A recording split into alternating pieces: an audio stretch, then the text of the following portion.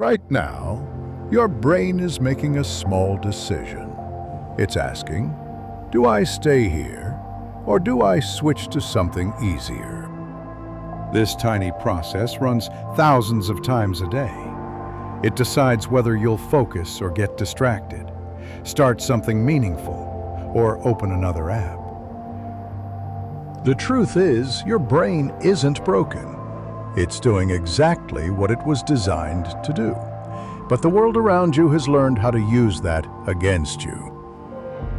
Every app, every snack, every short video is fighting for one thing: your attention. And they win by giving your brain small, effortless rewards. Each swipe, each notification, each like gives you a quick hit of dopamine, the chemical that makes you want more. Dopamine isn't happiness, it's the chase. It's that tiny spark that says, maybe the next one will feel even better. The problem is that your brain adapts. The more easy dopamine you feed it, the more it starts to expect. Soon, simple things, reading, studying, exercising, feel empty. The volume of satisfaction turns down. Your brain still runs the same calculation. Is this worth the effort? But now, real effort feels too expensive. So you scroll, you snack, you procrastinate. You don't lack discipline. Your reward system is just out of tune. Think of your dopamine system like a radio. At first, you could hear the music clearly, but after constant noise, notifications, messages, bright flashes of content, the frequency gets fuzzy. Now, silence feels uncomfortable. You can't sit still. You reach for stimulation because quiet feels wrong. That's not a lack of willpower, that's overstimulation. The way to fix it is not to try harder, it's to reset the signal. That process is what people call a dopamine detox. Despite the name, you're not removing dopamine. You're removing the constant, artificial noise that keeps your brain stuck in overdrive. It's like turning off the flashing neon lights so your mind can finally see the real daylight again. Here's what it looks like in practice. For a short time, a few days, maybe a week, you stop giving your brain the easiest sources of reward, the ones that take no effort but give the biggest hit. For most people, that's the phone. Scrolling, games, junk food, endless background videos, whatever gives you quick pleasure without challenge. That's what you pause. At first, it will feel terrible. You'll feel bored, anxious, maybe even angry. That's your brain craving its usual fix. This is withdrawal. It's not a sign that you're doing it wrong, it's proof that you're doing it right. Your brain is learning to live without instant gratification. That discomfort is the sound of your neural pathways rewiring themselves. If you keep going, something amazing happens. The volume slowly resets.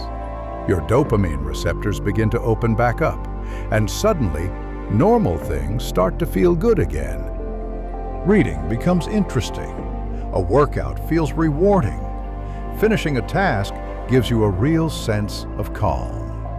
You're not forcing discipline anymore, you're feeling it. You're literally teaching your brain that effort equals satisfaction.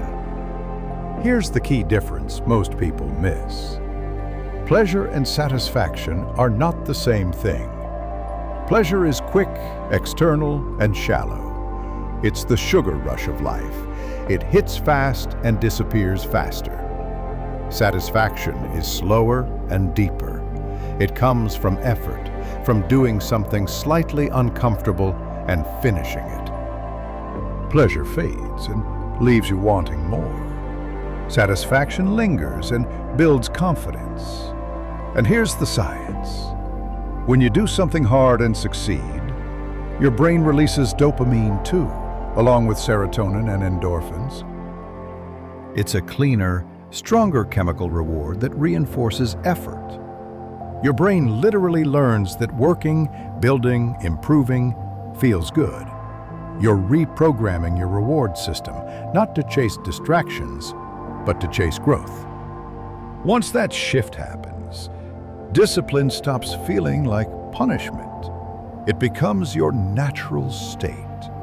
You stop fighting yourself to do what's good for you. You just do it, because now it feels right. You wake up and start working not because you have to, but because you want to. You enjoy the process again.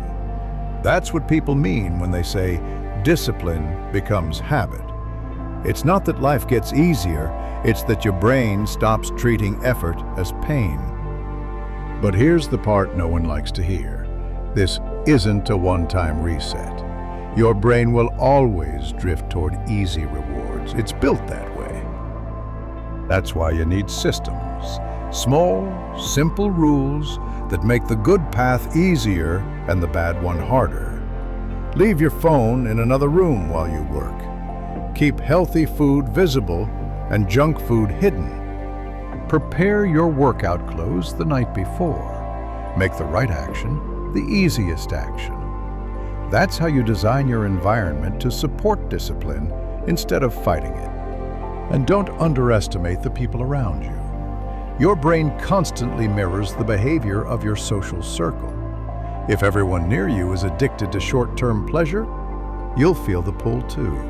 But if you spend time around people who value focus, growth, and consistency, your brain syncs with that energy.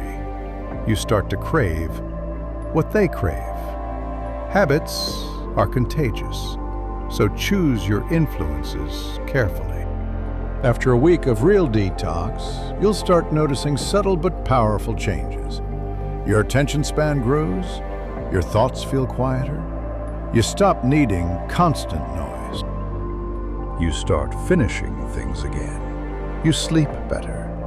You feel lighter, not because you removed stress, but because you removed chaos. You'll realize how much mental space was being wasted on endless stimulation. The noise that once filled every moment is suddenly gone, and what's left feels peaceful. And when you finally sit down to do something meaningful, you won't fight yourself to start. You'll want to. The energy that once fed distractions now fuels creation. That's when you understand what real freedom feels like. Not the freedom to do whatever you want, whenever you want. That's just another trap. Real freedom is being able to choose the hard thing and enjoy it. It's waking up excited to make progress instead of hiding from it. It's ending the day proud of what you did, not guilty about what you avoided. So here's your first step. Don't just watch this and move on. That's the old pattern. Right now, pick one thing that gives you quick dopamine for no effort, one thing that owns your attention more than it should, and remove it for 7 days. Not forever, just a week. Pay attention to how it feels. Notice the restlessness. Notice when it starts to fade. Notice what comes back. The focus, the calm, the quiet motivation. That's your brain healing. That's the sound of control returning. The sound of you learning to love effort again. The sound of freedom. You've heard how your brain can change. Now I want to hear from you. What's the one thing that drains your focus the most? The habit you'd like to pause for just 7 days? Share it below. Maybe you'll inspire someone else to start too. This is the If Verse, where discipline becomes freedom. Thank you for watching.